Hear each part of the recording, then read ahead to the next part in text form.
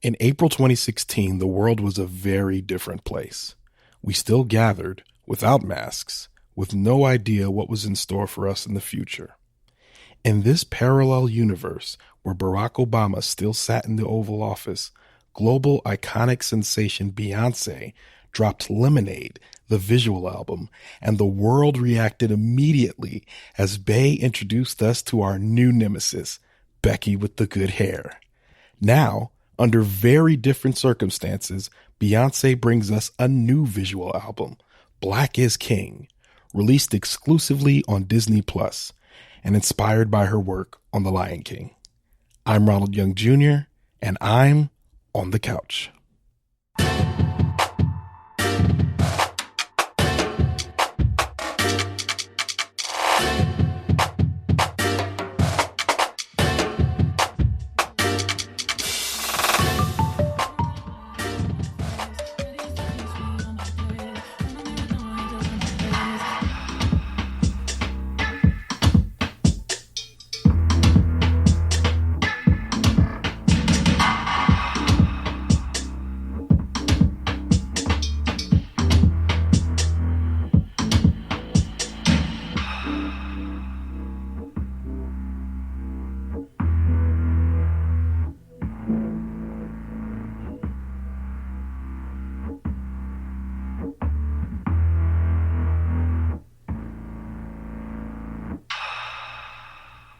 All right, this is Ronald, and I am on the couch after watching Black is King.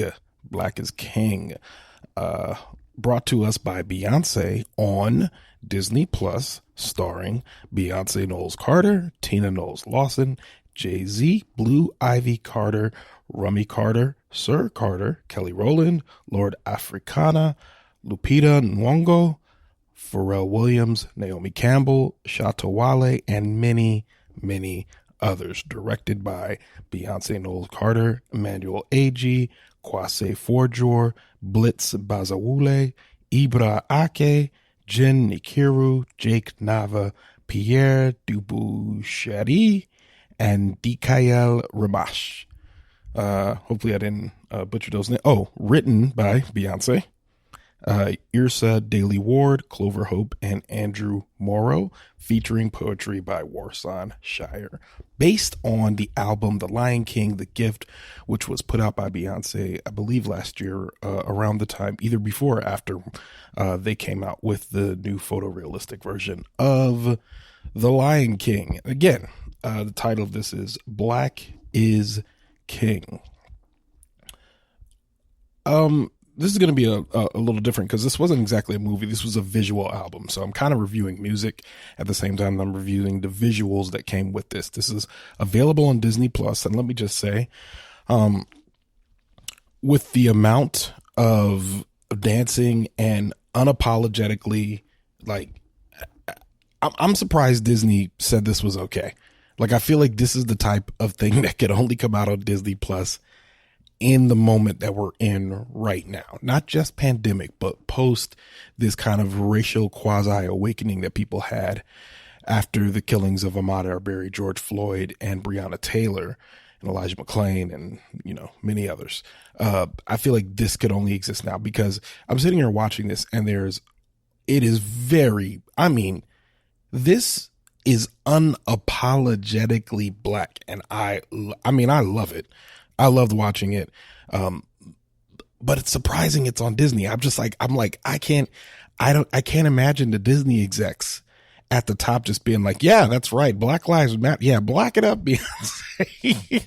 I just can't imagine those people, being okay with everything that they saw. I mean, we saw a lot of symbolism in this, video. There's a lot of just pure Africa stuff, man. I mean, like, I'm sure there was some voodoo. I don't know what voodoo looks like, but I'm sure there was some elements of voodoo in there. There was clearly a lot of ancestral talking. There's a lot of just like, it's just hard to explain how black it is without you looking at it and just be like, oh, this is black. I mean, like, black to the point of, there's only so much. I'd be surprised to hear white perspectives on this. That being said, I feel like if you like Beyonce, you will like this. If you like art, you will like this. And if you like black people, you will like this. If you like at least two of those three things, you will probably love this. If you like all three of those things, then this is going to be great for you. In terms of comparing this to Lemonade, it's not Lemonade. Like Lemonade was iconic and groundbreaking. And for what it did in terms of, you know, Becky with the good hair and busting wide open, a lot of Beyonce's anger and her, you know, kind of performing anger for us, that was like a really different moment that we were in when that came out. Whereas this feels more like a celebration.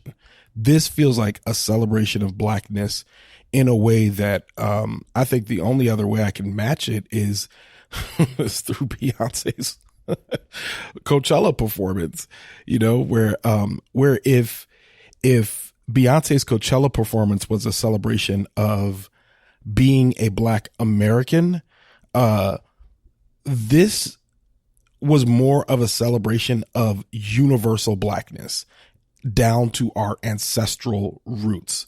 That's what Black is King felt like. It feels like those are companion pieces because you watch, again, if you watch the Coachella performance of Beyonce, you know, she's dancing and there's a lot of things that have to do with blacks in America. There's the marching bands, there's the step teams, there's the style of dancing that they're doing that is very specific to black areas in America. There's a lot of that. There is some African touches there. Whereas opposed to Black is King, it is like they are going straight to the source, to the motherland to get the actual, like where they grow black people. And I really enjoyed it. I was giddy watching this. And I mean, I'm a guy. I'm not necessarily in the Bayhive or anything like that. I appreciate Beyonce. I appreciate how she makes us feel. I appreciate how she makes black women feel, especially because I feel like there's a kinship that comes when you listen to black women talk about Beyonce or see Beyonce or sing Beyonce that just comes out that I really appreciate. I really appreciate their perspective on her above any other perspective. Because I feel like there's a lot of non-black folks and non-black women that love Beyonce, and it's like, yeah, that's nice. But it feels like the appreciation that you see black women have for this black woman is just, it feels good to see as a black man. But yeah, watching this, just a couple things, like Beyonce loves a portrait. She loves a still shot, a static shot where everybody around her is still, and she might just be singing or moving her head, but everything around her is still. She loves that. There's a lot of that in this, in Black is King. Jay-Z is completely out of the doghouse, and you can tell in the way that she just really let him be himself in this. You know, he's rapping, he's being funny at times, he's being like the mogul. She really let him be his full self in this. It's not just the one shot of forgiveness, like it was in Lemonade. Like she really let him be his whole self in this. And there was more of him in this than there was even in the Coachella performance. So I really appreciated that. You could tell that they're on different ground here. It felt almost more like, their performance in the ape video, ape crap. No cussing on this podcast. Ape on the ape crap video. Beyonce loves assembling a squad. You know, she loves a squad. She loves either a group of her friends all sitting around in a still shot portrait, or them just jumping in saying one thing. There's a lot of Kelly Rowland in here, a lot of Blue Ivy. Of course, she sings her little song, which goes into the larger version of that song. But lots of Blue Ivy. You could tell she's growing and becoming more self-aware, which it's really been great to watch her grow up, into a little young lady. But Beyonce loves assembling her squad. So not just friends, but she loves assembling squads of dancers, of people that are good at what they do. Dancers, singers, synchronized swimmers, which, I mean, only Beyonce could find a squad of black synchronized swimmers. I saw this and I was just like, oh, okay. I guess if Beyonce's looking for you, you will be found.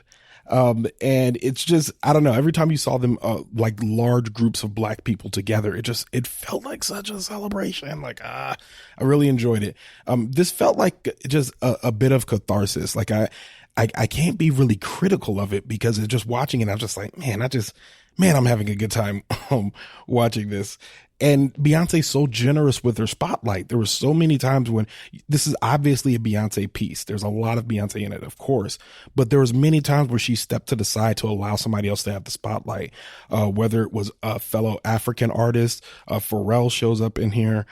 Even when she's like dancing with people, like allowing it just to be the two of them, and maybe she's in the back and the other person's dancing in the front. Like, it's just, there's a lot of that in this video of her sharing the spotlight with people and it not feeling like patronizing. It's like she's really just like giving it to people and it feeling very, very natural. It was just, wow, what an enjoyable like piece to watch. Like it's Saturday afternoon. It's about 1:17 and I just watched it and I mean, I feel really good. I want to go listen to the soundtrack and go dance a little bit more. It feels like a bright spot in a pretty bleak existence right now, but it felt like a very, very bright spot. And then she closes out the whole thing by playing Black Parade, which was a controversial song for some, but she closes out with the end credits by playing Black Parade, which was just enjoyable. And that was the first time I'd ever heard the song, and I was like, oh, I love this. This is very of this moment.